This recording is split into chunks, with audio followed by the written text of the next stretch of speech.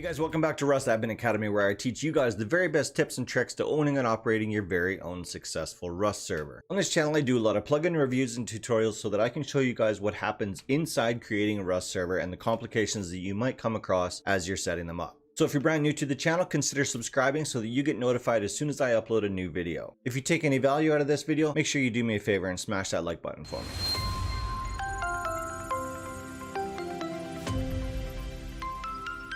All right, let's get right into it. So to date, this is by far the most difficult video that I've ever had to try to prepare for, but it's one of the most requested videos that I have across all of my social platforms. And that video request is, how do I populate my Rust server? Today, I'm going to discuss 10 points that I want you to keep at the top of your mind when you're working in your server, when you're dealing with your server, when you're trying to build your community around your server. You can consider them rules or concepts or whatever. Take the information out of what I'm about to say, make it apply to yourself if you feel it's going to fit within your goals. This isn't a step-by-step process of how you're going to populate your servers. There's nobody out there that can say, if you do this, this, and this, you're going to populate your servers. But what I'm going to do is give you some ideas and concepts that is going to help you along that journey. Okay, so let's get into my 10 tips that are going to help you grow your population for your Rust server. The number one and most important rule that I want everyone to follow at all times is avoid admin abuse or any accusations of it at all costs. No matter what, you don't ever want to be put in a position where you have to defend yourself against admin abuse accusations. So what does that mean? That means no spawning in items from the F1 console. That is the number one thing. No spawning items from the F1 console. No matter what, if you're going to play in your own server, you have to work just as hard as your other players do. If you want to have a server where you can spawn everything in as much as you want, then just throw up a test server or something like that where you can literally do whatever you want because you're not concerning yourself with growing a population. If you're worried about growing a population on your server, no spawning items. Period. Along with that goes a lot of other admin tools that you have access to, such as radar. And if you don't know what that is, radar gives you a visual indicator on your screen where other players are, where other NPCs are, where there's animals, where there's nodes, where there's boxes, where there's TCs. And players with any kind of experience know that an admin has access to these types of tools. So if they catch you raiding or killing players or whatever, they're going to assume that you're using those tools, even though you may not necessarily be using them. No matter what, they're going to accuse you of using those tools against them. This is what's called admin abuse, and whether it's true or not, it doesn't matter. As soon as you have an admin abuse accusation in your public chat or in your Discord or wherever else you might be communicating with these people, you're dead in the water. As soon as admin abuse accusations happen, you're done. I'm in a couple of Rust Facebook groups, and as soon as somebody puts a post on there about they got admin abuse on such and such a server, that server dies almost immediately. So as an admin, no spawning of items, no raiding bases, and no killing other players. If you want to be able to do those last two, make sure you set up an alternate account that doesn't have access to any of these tools. But my suggestion is just don't engage in any of those activities. You're there for support. You're not actually there to play the game. My number two tip is server stability, speed, reliability, and wipe proficiency. Now let me explain those first three and then we'll get into wipe proficiency. So when you're deciding where you're going to host your server, whether that be paying for a service or hosting it locally yourself, these are all decisions that you have to make, and it's going to affect your population. So if you're doing a local host and your internet is terrible, chances are pretty good that anybody that tries to join your server is going to have a terrible ping and they're going to lag out and they're going to get annoyed and they're never going to come back. So if you're going to host locally, make sure you have really good internet. You also want to make sure that you have enough RAM to support running a Rust server, as well as maybe you're going to be playing on that same machine. So now you're basically doubling the amount of RAM that you need to use just so that you can host and play on the same machine. Now, this isn't me saying local hosting is a bad idea, because there are certain instances where it is a good idea to local host. But when you're looking at it from a player's perspective or your community's perspective, you want to make sure that you have very good uptime, very good reliability, and really good internet connection. So if I were to actually break this down for you, I would say when you're first starting out, why not host locally? It doesn't cost you anything, doesn't cost you much, and it gives you an opportunity to start building your community up before you decide that you're going to move to an actual paid service such as iced hosting. icedhost.com. Why do I say icedhost.com? Because they promote themselves based on what I'm talking about right now: reliability, speed, and uptime. So these are all things that you need to consider when selecting how you're going to host your server. Another big thing that you need to pay attention to is DDoS protection. If you're doing a local host type setup, chances are pretty good that your local ISP is not going to provide you with any kind of DDoS protection. If you run into the situation that I personally had, when you call up your ISP and say, hey, what kind of DDoS protection do I have? They're probably going to say, what's DDoS protection? Just a fair warning. So the wipe proficiency point that I made is very important. Wipe proficiency means you need to be available on your wipe day at the scheduled time of wipe, so that you can take your server down, run your updates, wipe your map, wipe your blueprints if you're going to, and wipe all of your data files if you're going to, and get that server back up and running as soon as humanly possible. If you say you're going to wipe your server at 12 o'clock Mountain Time every Thursday or every other Thursday, make sure you're absolutely available to make that happen for your players at that time on that date. There's no excuses for, oh, I was busy, I couldn't wipe my server, or I couldn't make it home from school, or I couldn't make it home from work, or whatever. There's no excuses. Your players don't care about that. They want you to keep to your schedule no matter what is going on in your own personal life. So if that's an issue for you, you want to make sure that you have some sort of a service provider that allows you to schedule your wipes, so that you don't necessarily need to be sitting in front of your computer and your wipes are still going to happen at the scheduled time. icedhost.com provides that service. You can pre-schedule all of your wipes for as many wipes out as you want to go. It's based on a calendar. You can set it up to automatically wipe on a Thursday and on the next Friday, and then again on the next Tuesday. You can create your own schedule of wipes, whatever you want. Part of wipe proficiency is keeping your wipe schedule consistent. So if you say you wipe every Friday, make sure you wipe every Friday. If you say you wipe every other Sunday, fine. Make sure you wipe every other Sunday, no matter what.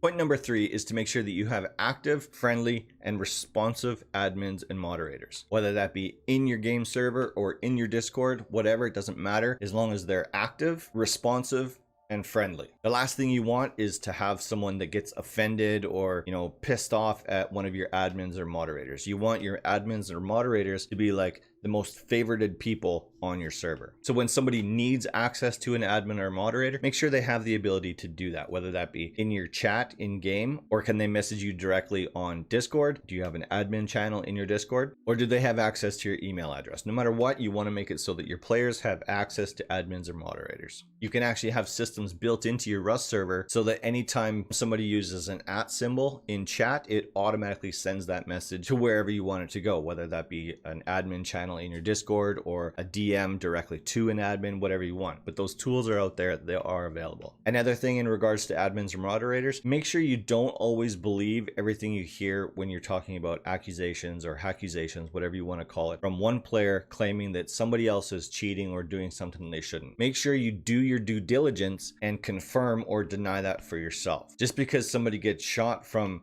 350 yards out with an Youre pistol doesn't necessarily mean they're cheating. Sometimes people fluke. Other times they are legitimately that good. Not with an Youre pistol, but you know what I'm saying. Just make sure you do your due diligence as the admin or moderator of your server. Do your own research, do your own investigation. Make sure you're 100% confident before you click on that ban button and kick somebody from your server for accusations. You'll see a lot of servers out there that are promoting directly right on their header image that they have active, non-playing admins. That, in my opinion, that's the way you want to be. You want to be there. You want to be in your server, and you can play, you can build, you can, create things, but you want to be in your server. The last thing that you want to do is be that admin that's going around killing people or raiding bases or dropping 100 C4 on the Bradley just because you can. Just don't be that guy. If you're going to be in your server, be active, but don't engage in admin abuse, and make sure your players know that you're there to support them. Point number 4, establish and organize a small group of regulars. Now, whatever that means, if you get 2 or 3 players that come into your server, grab onto them, make them want to stay, make them want to be a part of your community. Once you get that small group of players, that small group of regulars, it'll start a snowball effect. Once people start seeing that there's consistently 3 or 4 or 5 or hopefully 10 players in your server, they're going to start showing some interest in your server. There's also an algorithm involved here.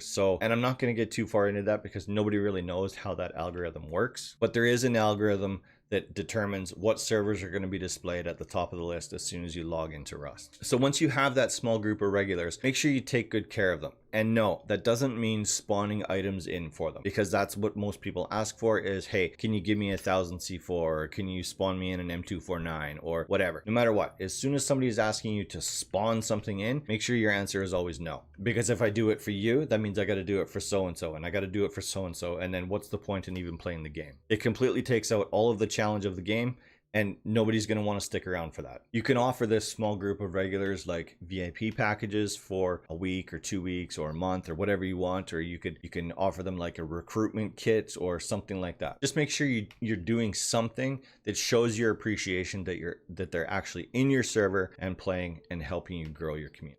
When I first started playing Rust, the very first modded server I ever went into, my second interaction with an admin was he took me to my base. He asked me to show him around inside the base and stuff like that. And then he had some really great building ideas. And he actually showed me how to build a stronger base so that I would survive longer on the server that I was playing on, because he knew it was a highly modded server, and he knew that there was players on the server that would just steamroll my base no problem without any effort at all. So he showed me how to build a stronger base and how to defend it so that I might stand a chance against these other players. The reason I say this was the second interaction with this admin is because my very first interaction with this admin is he flew to me, visible, I could see him, and he was floating right in front of me, and because I was so new to Rust, I didn't understand that what was happening was admin abuse. So he's floating in front of me, and I'm standing there with my rock in my hand, literally naked with a rock in my hand. He pulls out an AK and shoots me right in the face, dead. I raged, and I immediately went to the chat and was going to like flip him off and tell him I'm leaving this server, I'm never coming back, like what the hell was that type of thing. But then he moved directly into, hey, show me your base, I'll help you fix it up, I'll take care of you. And at this time I didn't even know he was an admin. I thought he was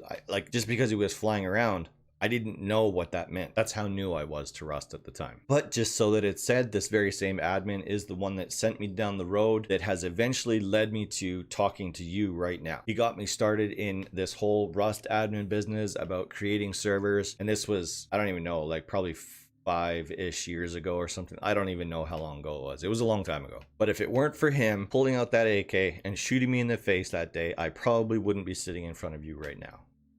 Who knows? Okay, so point number 5 is build a community, a Rust community. So that means a community that is centered around Rust and your Rust server. So you want to have your Discord, you want to have your website, maybe you even want to have a dedicated Gmail address that is just around your Rust server. Make sure you have a fun and inviting Discord. Make sure that there's stuff for people to do. Make sure there's a conversation for people to join in on. You can have games in your Discord, contests, prizes, polls. You can have a music player. Just make sure your Discord is a fun and inviting environment that people are going to want to stick around in. That's one of the biggest ways to help build a community. Now, these people that are in your Discord, they're not necessarily always going to be in your Rust server, but at least they're always going to be connected to your Discord. Once your Rust community does start growing, make sure you have a website so that you can send new players to. You can just quickly shout out a website address and people can see your rules or features of your server or the different servers that you provide. You want to have a one-stop shop for all of the information that is related to your Rust community. Point number 6 is maybe a bit of a controversial one. It's signing up for all of the Rust server promotional sites. So rustservers.net, rustservers.info, justwipe.net, battlemetrics, stuff like that. There are people out there that gospelly believe that if you're not on these promotional sites, that you're not going to survive, you're not going to populate. I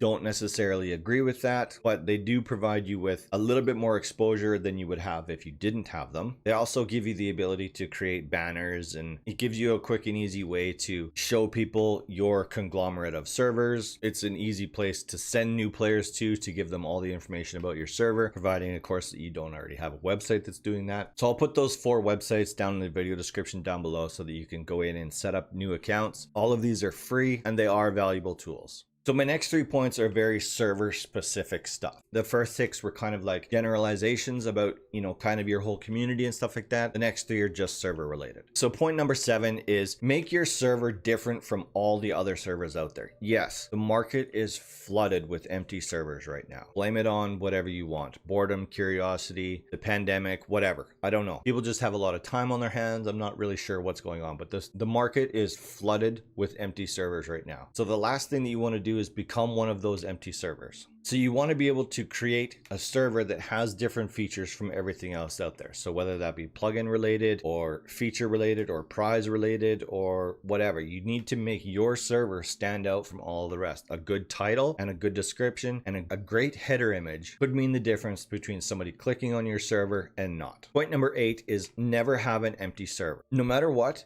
your server should always have at least one player in it. Who is that player? That's you. The owner admin of the server needs to always be in the server. Nobody is going to join a server that has 0 players on it. And if they are going to join that server, it's simply because they want to go onto that server. They want to build up as quickly as possible and they want to raid everything in sight on your server. And they know because they joined when there were 0 players on there that there's no resistance. They're free to do whatever they want. They can raid everyone they want. They can kill everyone they want and nobody is going to fight back. So if there's at least one player on there, that will reduce that from happening. It's not going to prevent it totally, but at least it's going to reduce it. So now my next piece of advice will contradict with something that I said earlier, which is no raiding and no killing of other players. However, if you do have this player or this group of players that comes onto your server just simply to wipe everyone out, engage with them, defend those bases that they're trying to raid. I'm not necessarily saying you need to kill them, but defend the bases. Make sure that you're injuring them. Make sure that they know that they're not alone. Make sure that they're not going to be able to raid this base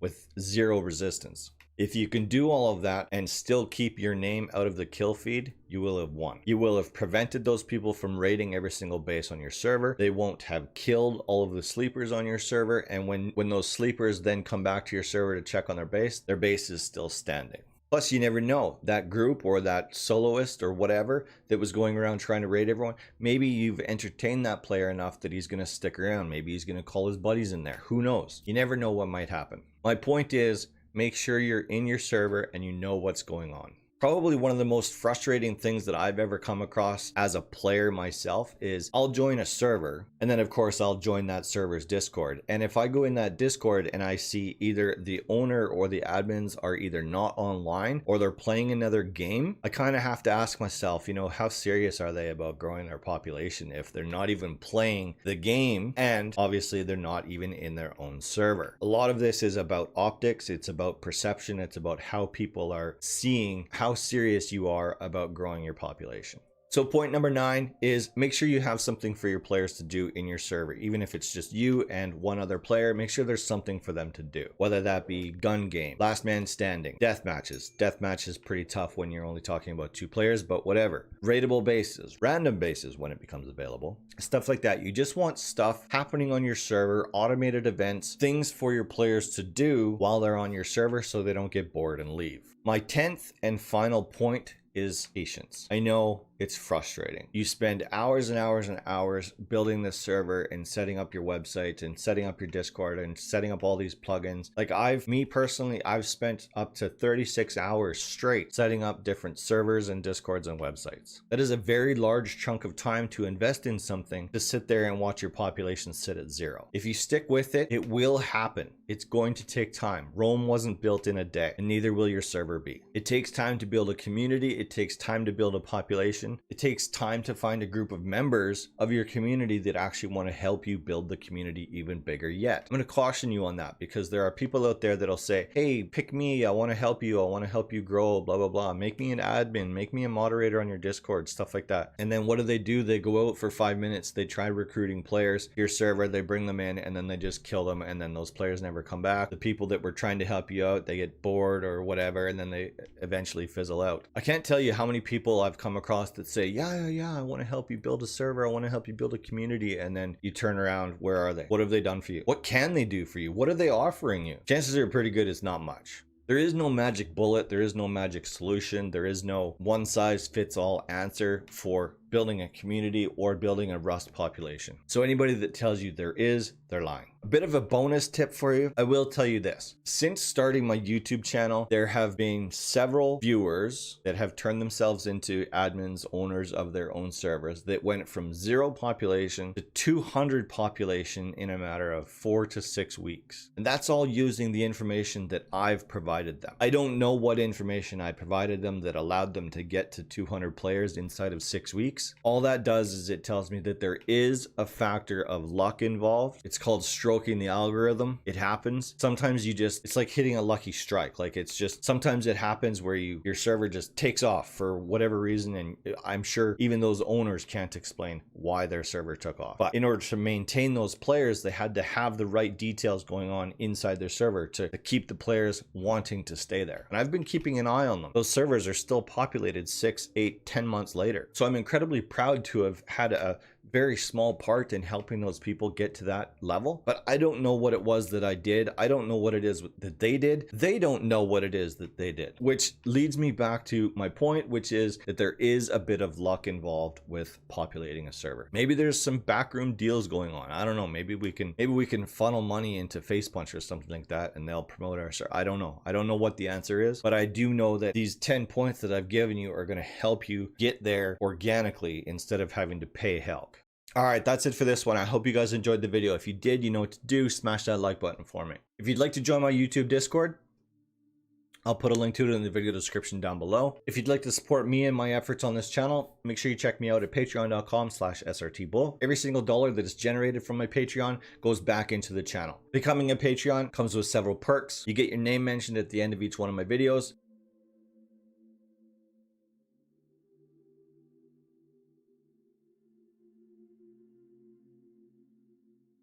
You also get special Discord accesses, which is permissions and roles dedicated just for my patrons. So make sure you check those packages out at patreon.com/srtbull. Link in the description. Okay, that's it for this video. I hope you guys enjoyed it. Check out some of the videos on the right-hand side of the screen. Make sure you guys are staying safe. Make sure you're taking care of each other. And I'll see you guys again next Friday at 5 p.m.